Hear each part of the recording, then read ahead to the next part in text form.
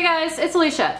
Today I am going to be showing you how to make a really easy, simple white bread recipe. Now you can make this with just stuff that you have in your pantry. So not only is it easy, it is convenient. So I will jump in here real quick and show you what you're going to need to make this. First, you're going to need some all-purpose flour. Then you're going to need 2 cups of water, and you want your water to be at a temp between 105 and 115. Then you're gonna need some dry or powdered milk.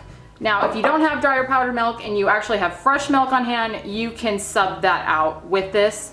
What you're gonna wanna do is add a cup of regular milk and then just use a cup of the water. Okay, next, you're gonna need 2 tablespoons of sugar, a tablespoon of salt, and 2 tablespoons of oil.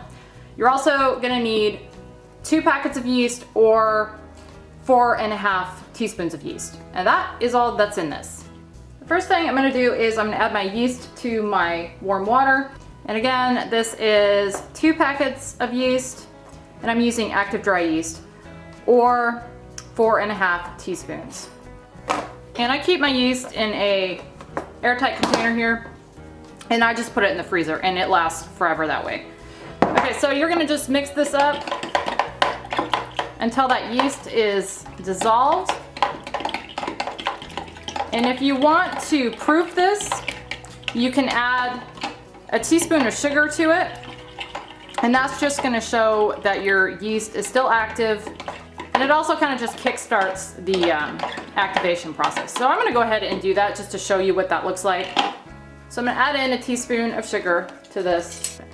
And then I'm gonna just mix that in as I'm mixing up the yeast. And once I get this yeast nice and dissolved here, I'm gonna just let it sit for probably 5 minutes to as much as 10 minutes. And then it's gonna start foaming up. And that's gonna show you, again, that your yeast is good and it's ready to go. Okay, it's been about 5 minutes or so, and this is what the yeast looks like. As you can see, it's got a nice foamed up top there.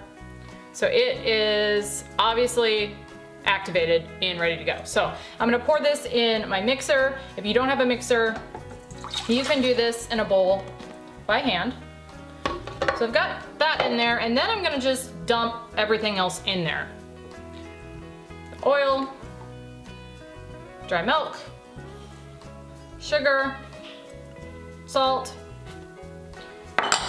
and then I'm gonna start with a couple cups of flour. This is gonna take probably around 6, but it always seems to vary.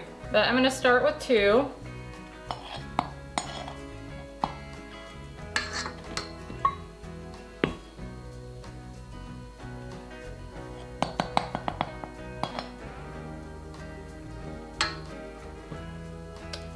And just get this all mixing.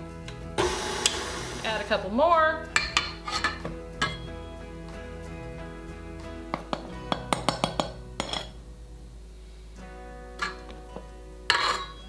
And continue mixing.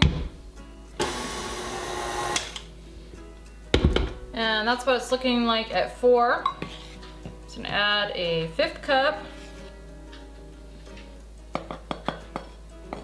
And again, it's probably gonna be around 6, but we shall see. Mix that up.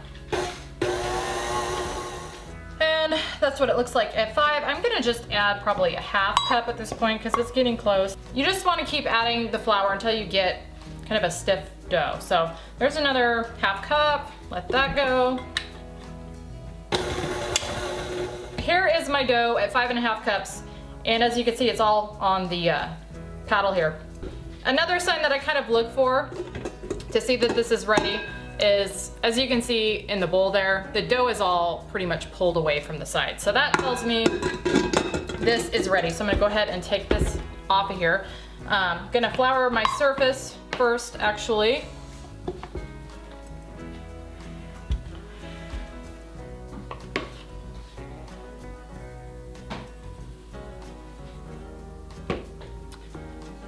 And then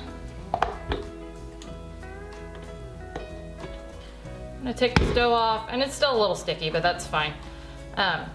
Take this off, and then I'm gonna knead this for probably anywhere from 5 to 8 minutes until it starts to get smooth and kind of elastic. Like I said, that takes about 5 to 8 minutes. So I'm gonna go ahead and start kneading this. And then when I've got it all kneaded, I will be back and show you what the next step is. Okay, I've been kneading this about 7 minutes or so, and I'm gonna call it good. So that's what it looks like. So now what I'm gonna do with this is get a bowl, and I'm gonna grease it with a little Crisco, and then I'm gonna put this in there. So I got myself a large bowl here, and I'm gonna just take this Crisco on a little bit of paper towel. I'm gonna just spread this around the bowl, get that all nice and greased so my dough doesn't stick in here. I'm gonna take my dough, put it in the bowl, kind of roll it around in there so it's got that Crisco on all of it. I'm gonna add a little extra to the top here. And then I'm gonna take a piece of saran wrap, cover this bowl up, and then I'm gonna stick this on a electric blanket. And the reason for that is I want this on kind of a direct heat source, and that's just gonna help this raise a whole lot better. If you have a heating pad, that works real well too, and it's a whole lot smaller than an electric blanket. So I'm gonna stick a towel on my electric blanket here. I'm gonna put my bowl, just kind of nestle that in there, and I'm gonna turn this on medium-low heat, and I'm gonna just let that sit on there, and that heat is, like I said, gonna help this dough rise a whole lot better. So once this doubles in size, I will be back to show you what's next. Okay guys, I let this rise for about an hour, and this is what it's looking like. I'm gonna call that good. So now what I'm gonna do is take this dough, and I am going to kind of punch it down.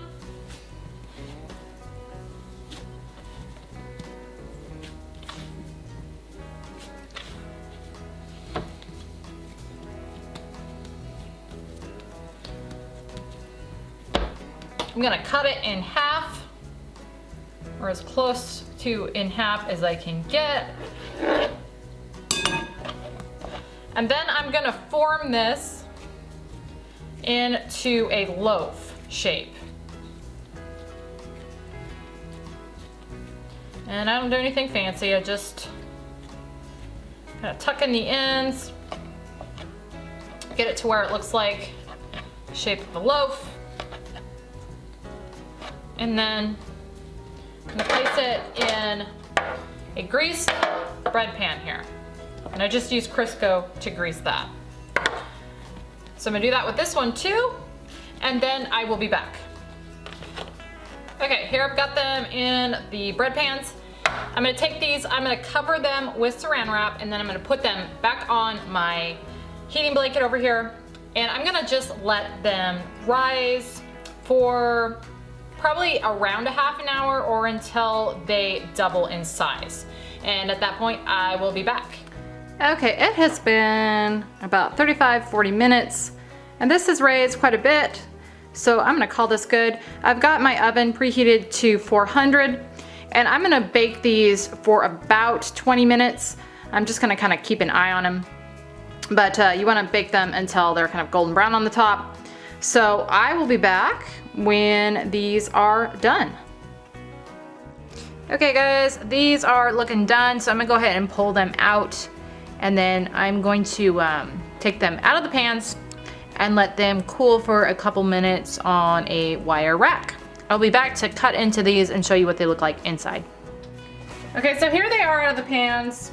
I've let them cool just a couple minutes, but they smell too good. Kind of like the last time I made bread. So we're gonna go ahead and cut into these, but you really should let them sit for I don't know, probably a good 10 minutes. Also, I want to point out that if you want a loaf that's going to be a little loftier, you want to use an 8x4 pan. I only have 9x5 pans, and so this is a little lower than I would like, but that's fine. And like I said, if you want it to be a bigger loaf or a higher loaf, not a bigger loaf, you want to use a 8x4. So I'm gonna go ahead and cut into this.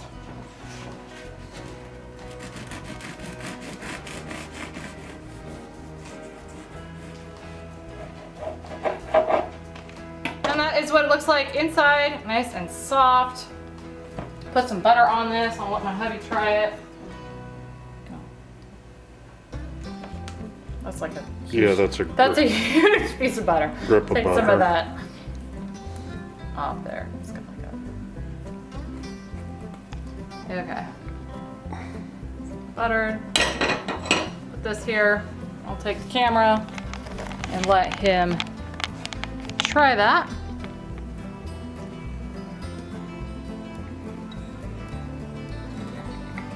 You got a little on your beard there, but that's okay. Save that for later. Good? Mm-hmm. How do you like this compared to the wheat that I just made the other day? It's different. Yeah. I mean, I'd probably say I like the wheat better because it has a Nutty flavor. A nuttier flavor. Yeah. This is really good though. And there's nothing like homemade bread. It has No. a certain flavor. And the white shares out with the wheat that it's got this certain essence about it that makes it known that it's homemade. Look what's down there waiting. She wants her bite. All right. Well, that is it. It's a very, very, very simple white bread recipe. Like I said, you can make this with just stuff from your pantry, which is also nice. I hope you guys enjoyed this video. Thank you so much for watching, and I will see you on the next one.